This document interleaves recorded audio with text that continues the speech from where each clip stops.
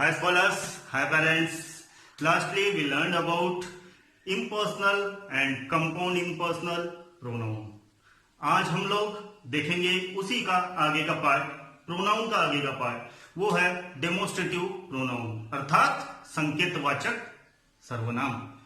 संकेतवाचक, अब संकेतवाचक शब्द से ही हमें पता चल रहा है कि कहीं ना कहीं हम लोग कोई न कोई इंडिकेशन दे रहे हैं, संकेत दे रहे हैं। तो इसी को हम लोग थोड़ा सा और विस्तार पूर्वक जानेंगे, स्टेप बाय स्टेप हम लोग जानेंगे। तो थोड़ा सा ये टॉपिक थोड़ा लंबा है, इसीलिए थोड़ा कंसंट्रेशन आपका ज्यादा चाहिए। तो पहले वर्ड लाइक, दिस, दैट, मैंने ये डब्बे जो बना के रखा हूं, it is a bold form, ठीक है, यानी कि ये मुख्य शब्द है। Words like this, that, when used as pronoun to indicate the object that they describe, are recognized as demonstrative pronoun. Demonstrative pronoun.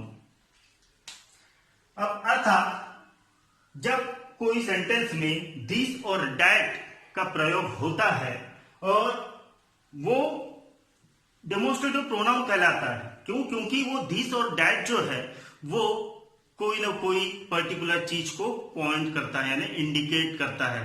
तो ऐसे ही शब्दों को कहा जाता है डेमोन्स्ट्रेटिव प्रोनाउन। और डेमोन्स्ट्रेटिव प्रोनाउन में मुख्य तौर पे क्या आता है? दिस और दैट, दिस और दैट, जिससे हम लोग एग्जाम्पल लेंगे बारी बारी से। दिस इज माई बुक, यह मेरी पुस्तक है, यह मेरी पुस्तक है। तो ये हो गया हमारा demonstrative pronoun. Second, that is your pen, वो तुम्हारा पेन है, वह तुम्हारा पेन है। तो that is an demonstrative pronoun. तीसरा, this is better than that, ये उससे अच्छा है। यह अभी यहां दोनों भी डेमोन्स्ट्रेटिव प्रोनाउन का यूज हुआ है, दिस और दैट। ये चीज वो चीज से अच्छी है, ये और वो। तो ये जो दो शब्द है इसे कहा जाता है डेमोन्स्ट्रेटिव प्रोनाउन। अब these and those are the plural form of these and that. अब ये हो गया सिंगुलर के लिए। सिंगुलर के लिए हम लोगों ने दीज और दैट यूज किए, लेकिन अब अगर बहुत सारी चीजें अगर रही तो फिर हम लोग क्या यूज करेंगे? तो उसकी जगह हम लोग these, THESE, these and those. तो ये दो शब्द हम लोग यूज करेंगे instead of these and that. अब इसका भी हम लोग एग्जाम्पल देख लेंगे तो आपको और आसानी से समझ में आएगा। These are my books, those are your pen, ये किताबें मेरी है। अब मैंने क्या किया? यह पुस्तक मेरी है नहीं, ये किताबें, किताबें यानी अनेक वचन, यह किताबें मेरी है। तो यहां जो मैंने दीज यूज किया हूं तो यह है plural form of demonstrative pronoun, यानी मैंने अनेक वचन के लिए यहां ये शब्द यूज किया हूं। तो it is also a demonstrative pronoun. Those are your pen, ये पेन आपकी है, ये इतनी सारी पेनें आपकी है, पेने, पेने। तो जो अनेक वचन जो यूज किया है हमने, उसके लिए हमने यहां पे यूज किया है those. It is also a demonstrative pronoun. तो इस तरीके से हम लोग सिंगुलर के लिए दीज और दैट लगाएंगे और प्लूरल के लिए हम लोग दीज एंड दोज लगाएंगे, ठीक है। अब आगे बढ़ते हैं इसमें। These is used to indicate a nearby object, whereas that for a distance object। ये बहुत इंपॉर्टेंट चीज है, खासकर छोटे बच्चों के लिए। These और that का यूज हम लोग किस तरीके से करते हैं? These यानी कि नजदीक वाली चीज।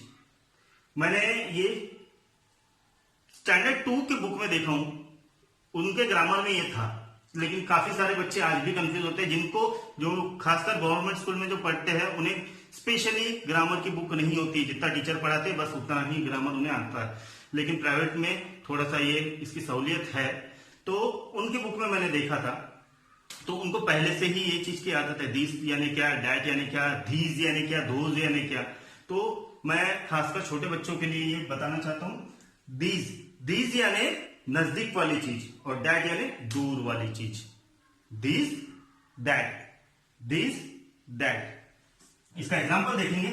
This is where I study. अब मैं किसी को घर पे बुलाया, अपना घर दिखा रहा हूँ, ये मेरा बेडरूम है, ये मेरा लिविंग रूम है, ये मेरा डाइनिंग रूम है, और फिर मैंने अपना स्टडी रूम दिखाया और बोला कि ये वह जगह है जहां मैं पढ़ाई करता हूँ, यानी कि यह वह जगह है, यानी कि मैं नजदीक से दिखा रहा हूँ वो चीज, यानी कि वो मेरे नजदीक है।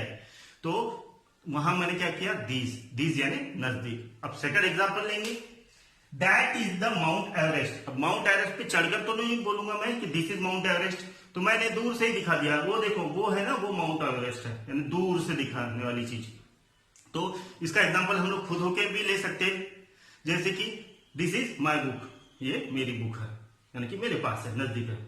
वो जो पेन है रखा, वो तुम्हारा है, वो यानी दूर रखा हुआ है। तो जो मेरे नजदीक है उसे मैं दिस लगाऊंगा, जो मेरे से दूर है उसे हम दैट लगाएंगे। अब सेकंड किस तरीके से हम समझ सकते हैं हम लोग दिस और दैट का use. This is use to indicate a known और familiar object, where that for a unknown और स्ट्रेंज ऑब्जेक्ट। अब दूसरी तरीके से कैसे हम लोग यूज कर सकते हैं, दिस जिसे हम जानते हैं, जो या तो हमारा परिचित हो, ऐसे शब्द, ऐसी चीजों को हम लोग दिस लगाएंगे, और जिसे हम लोग पहचानते नहीं या तो हमारे लिए अनजानी चीज है, तो उसे हम लोग लगाएंगे दैट। समझ में आया? तो उसे हम लोग एग्जाम्पल के थ्रू समझेंगे तो आसानी रहेगी। अब एग्जाम्पल के थ्रू, ये गाड़ी मेरी है, क्योंकि मैंने वो गाड़ी खरीदा तो ये गाड़ी मेरी है। अब पार्किंग में चला गया मैं, मुझे किसी ने पूछा सर जी वो गाड़ी किसकी है, तो मैं बोलूंगा मुझे नहीं पता, आई डोंट नो दैट, यानी मुझे नहीं पता वो गाड़ी किसकी है, वो गाड़ी किसकी है, क्योंकि वो स्ट्रेंज है मेरे लिए। मैंने तो मेरी गाड़ी चूज कर लिया कि दिस इज माय कार, लेकिन दूसरी वो नहीं पता। तो वो होता है, स्ट्रेंज चीजों के लिए भी हम लोग दैट यूज करते हैं, और जो पहचान वाली और फैमिलियर परिचित वाली चीज है उसके लिए भी हम लोग दिस यूज करते हैं। तो हमने दो टाइप से देखा कि दिस और दैट का यूज कैसे करते हैं हम लोग। दिस यानी नजदीक, दैट यानी दूर, ये हो गया पहला स्टेप। सेकंड, दिस यानी परिचित चीज, हमारी जानकारी वाली चीज, और दैट जिसे हम लोग पहचानते नहीं वाली चीज। तो दो टाइप से हम लोग दिस और दैट यूज करते हैं। और बहुत जो खास जो चीज है प्रोनाउन और एडजेक्टिव पहचानने के लिए, क्योंकि दोनों में भी एडजेक्टिव का यूज होता है। दैट और दिस को हम लोग एडजेक्टिव भी बोल सकते हैं और प्रोनाउन भी बोल सकते हैं। वो सेंटेंस में किस तरीके से लिखा जाता है उसके ऊपर डिपेंड करता है। तो इसलिए मैंने स्पेशली ये देखिए नोट करके लिखा हूं, this and that when used before noun are categorized as demonstrative adjective विशेषण।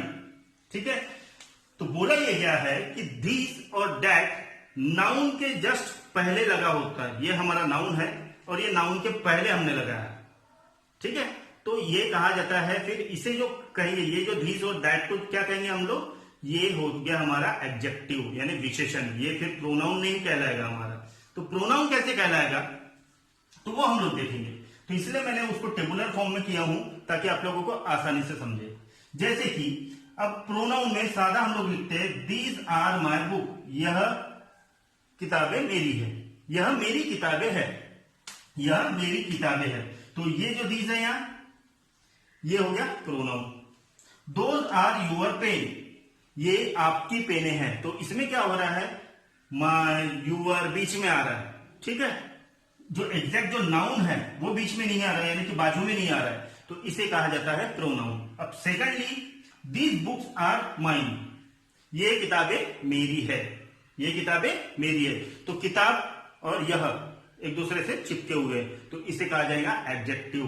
तो यहां जो ये दीज यूज किया है इसे कहा जाता है adjective. Those pen are yours, यह पेन आपकी है, ये पेने आपकी है, ये और पेने जो है एक दूसरे से लगे हुए, तो इसीलिए इसे कहा जाता है एडजेक्टिव। तो आशा करता हूं आप लोगों को ये सिंपल सा टॉपिक पसंद आया होगा और समझ में भी आया होगा। अगर नहीं समझ में आया तो आप लोगों को पता है क्या करना है, व्हाट्सएप एंड कॉल। मेरा व्हाट्सएप नंबर भी यही है, कॉल नंबर भी यही है। तो आप मुझे कॉल कर इसके बारे में फिर से और जानकारी पूछ सकते हैं। तो तब तक के लिए stay safe, stay at home, protect your family from COVID-19, boycott Chinese product totally, and use mask daily. ठीक है, जय हिंद।